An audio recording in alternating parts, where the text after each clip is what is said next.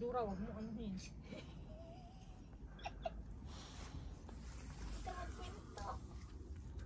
Hindi ako makipinto sa'yo na. Sana, tapos na yan. At sana, aabot pa ng 4 na taon. Talagang sasabihin ko na naman talaga sa'yo dahil ikaw na naman talaga. Ate Jean, sana matapos na yan. Tapos, ang bibilangin mo naman, 4 na taon.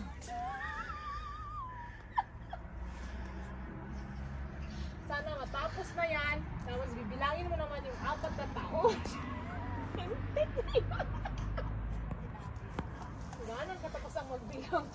Nabuang na talaga. Nasaan? Lang na naman ako ng 4. Sana na, kailangan na pala natin siya matagal pa tong tik na yan. Bilang ako ng 4. Ganun pala yung tataman sa kanya. Hindi ko alam pa, baka hanggang dito rin. Dito din naman. 5 taon kaya dito. Ilan? 5? 5? Oo, 5 taon dito kasi bago ka bibigyan ng, pwede ka mag-apply ng nationality pag kinasal ka, pag 5 taon ka. 4.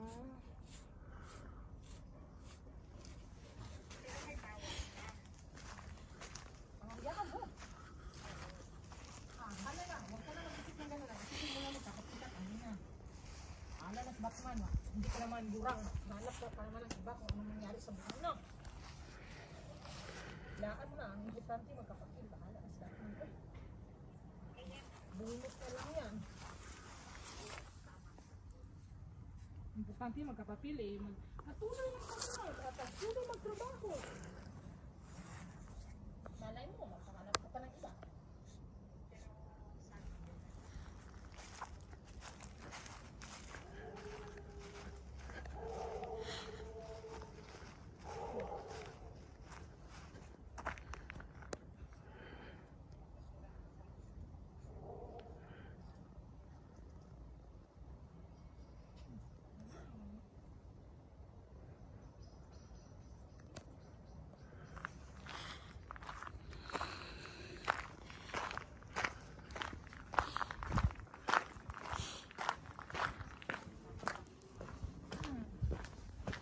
Mga anak mo, malaki na, hindi mo na sila susuportaan.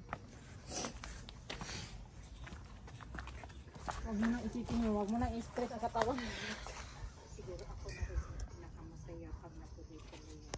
Sabi niya? Pero sa ngayon no, hindi ko pa alam talagang kung nasa ano ko na siguro magtuloy-tuloy na yung bigaya natin sa kamay ko na. God will provide. Sasabihin, in God we trust. Ha? Sasabihin, in God we trust.